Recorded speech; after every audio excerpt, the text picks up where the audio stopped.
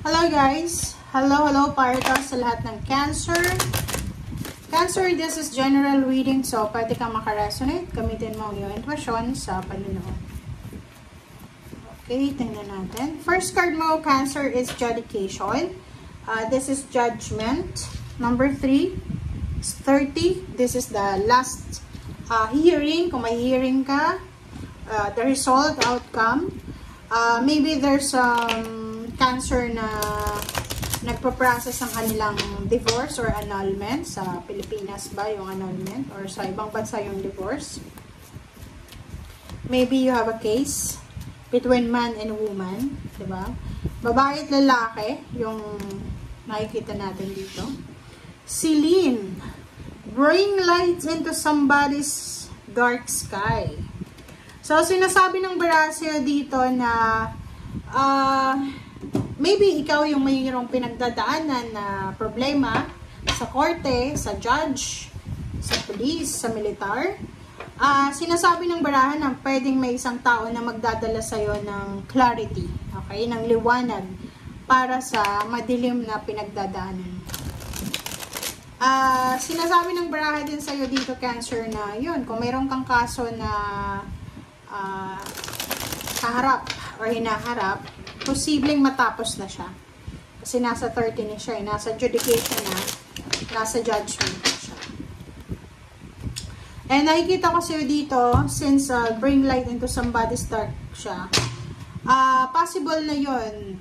Siguro, may isang tao na related sa'yo na, or maybe may kakilala ka, na gina-judge, diba? Maybe marami kang naririnig na kwento, marami kang naririnig na chismis laban sa isang tao. And this moment, or may pagkakataon na posibleng matapos na, magliwanag na, mabigyan na ng katuparan, ng judgment, ng justice, ang nangyayari. Yung parang ganon. Halimbawa, kung nasa paligid mo siya, or ikaw to, like ikaw, ginajudge ka ng mga tao because of your bad choices or bad judgment or bad decision.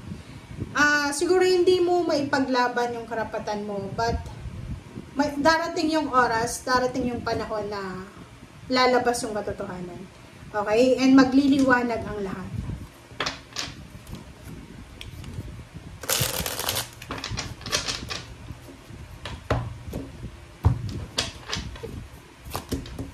Okay, the Moon, Lovers, Rights. Okay. Cancer.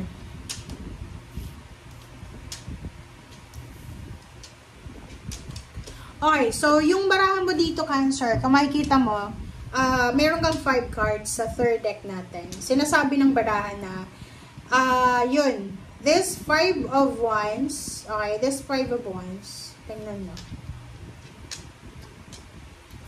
This 5 of Wands is resonated siya dito sa adjudication. Yun na nga, pwedeng meron kang kaso na hinaharap sa ngayon. Or mayroon kang kasong kailangan harapin since nandito yung 7 of Wands. Sinasabi ng barahan na kailangan mong harapin itong kaso na to, itong pag-aaway na to, or kung ano pa man siya.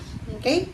Or maybe, pakinggan sa comment section, if wala ka namang kasong kinakaharap, possible na ikaw ay involved sa mga away, gulo, or maybe ikaw ay, yun na nga, member ka ng isang organisasyon, or alam mo yun, may mga GC, group chat, or sa panahon kasi ngayon, ang mga chismosa ngayon is na wala na sa kanto.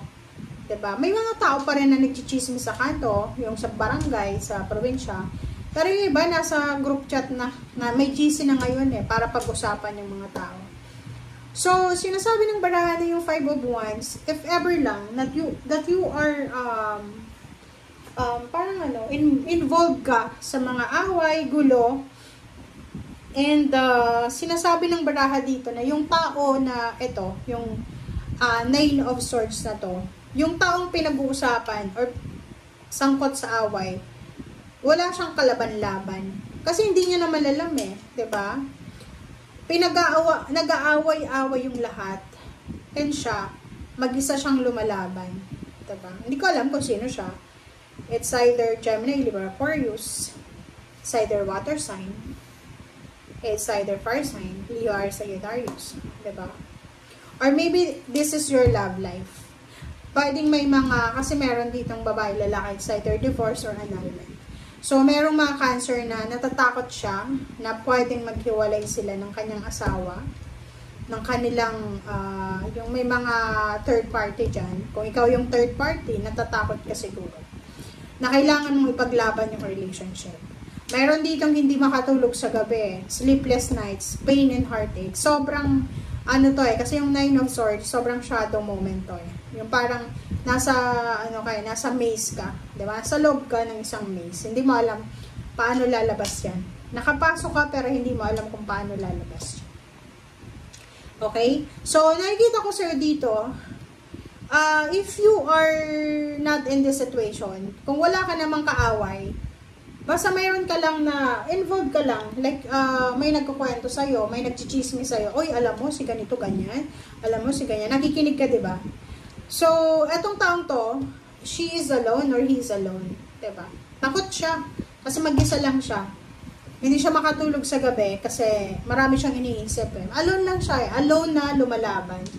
And, nakikita ko na, yun na nga, may liwanag. So, posibleng, kung sino man ang taong ito na binabackstab sa'yo, or kung sino man ang taong to na pinag-uusapan sa harap mo, makikita mo yung liwanag, makikita mo kung nagsasabi ng totoo sila or hindi. Kumbaga, may lalabas na katotohanan sa mga sinasabi nila laban sa tao yan. Or maybe ikaw yan, maybe ikaw yung pinag-uusapan na lalabas ang katotohanan. Just to clear your story or clear your reputation. Diba? Okay, so, i-check natin yung the moon.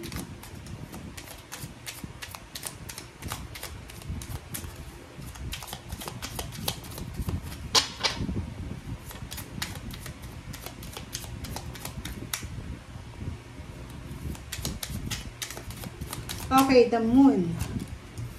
The moon is 5 of cups. Nako. So, nakikita ko dito, merong nangihinayang, maybe ikaw yan. Pwedeng nangihinayang ka sa mga nawala sa'yo. Maybe yun. Ang nakikita ko, maybe takot ka. You're afraid. You have fear because maraming nawala sa'yo. Nangihinayang ka sa relationship. Nangihinayang ka sa blessings. Nangihinayang ka sa tao. Or nangihinayang ka kasi maybe may bad judgment ka. Or may bad things ka din na ginawa, parang gano'n. So, may pagsisisi dito. Okay? May magsisisi na Cancer dito. Magsisisi because of the bad decision.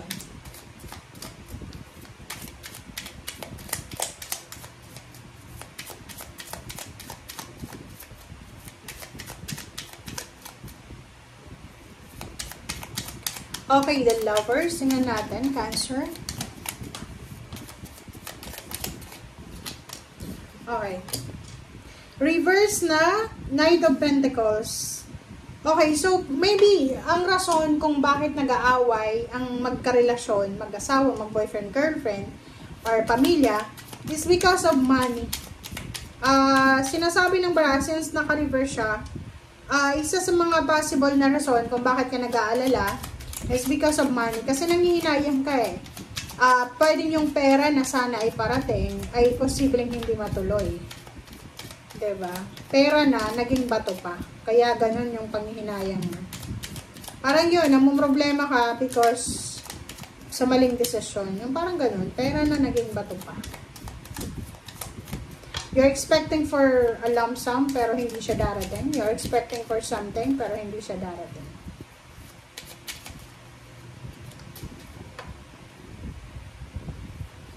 Okay, ano pa ba? Nine of Swords. Clarify. Nine of Swords.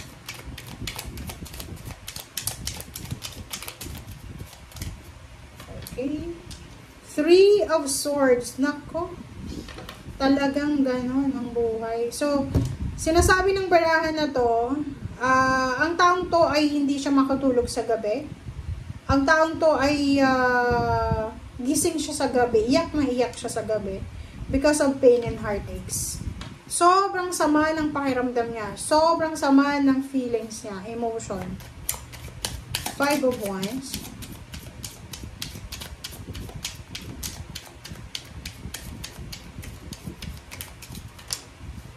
Five of Wands and Temperance. So, sinasabi ng barahan na kinakailangan daw ng pasensya sa, like for example, if there's a situation na, yun, may nag-aaway, may nagchichismisan, may gulo, you need to be patient. Parang hindi ka makasali sa mga pag-aaway, sa gulo, o sa kung ano man na negative or toxic, you need to be patient. Okay? So, kung may nag-aaway dyan, nagchichismisan, may GC, just leave the group. Diba? Para hindi ka makasali sa kung ano man na gulo na yan. Okay, Queen of Swords. So, nakikita ko sa'yo dito na yon. Yung Queen of Swords, this is your direction for freedom. So, sinasabi ng baraha sa'yo na it's up to you. Kung talagang gusto mo na ipaglaban, you need to fight for your right. You need to fight for your freedom. You need to fight for your happiness. And you need to fight for everything na gusto mong ipaglaban. Wow. Okay. Thank you guys. Bye!